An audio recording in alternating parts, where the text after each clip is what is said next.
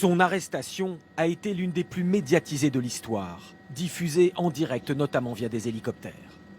On voit ce jeune homme se plier docilement aux injonctions des forces du FBI venues l'appréhender à son domicile. L'épilogue d'une semaine de recherche pour l'identifier. À 21 ans, Jack Teixeira risque de payer cher sa faute sur les réseaux sociaux. Ce jeune militaire est suspecté d'avoir fait fuiter en ligne des documents confidentiels. Il a été présenté aujourd'hui devant un tribunal de Boston et encourt 15 ans de prison.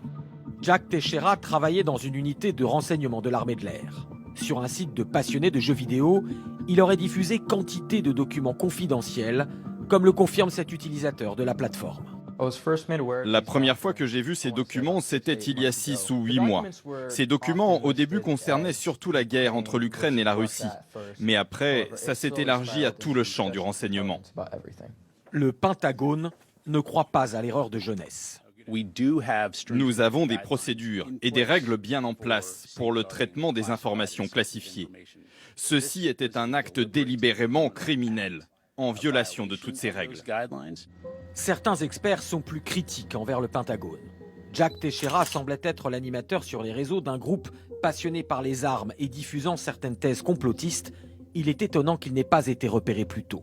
Plus humiliant encore, c'est la presse qui a révélé les fuites, prenant de court les autorités. Tout cela n'est pas clair. Pourquoi avait-il accès non seulement au contenu, mais avait aussi la capacité d'imprimer ces documents? Il avait récemment eu une promotion.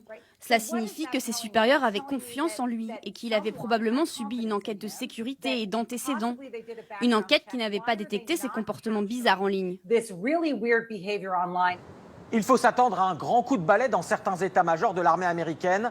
Joe Biden a dit qu'il fallait mieux sécuriser les informations classifiées. Cette affaire le met aussi dans l'embarras, car selon les fuites, il est montré que les États-Unis espionnent aussi certains de leurs alliés, comme la Corée du Sud ou Israël.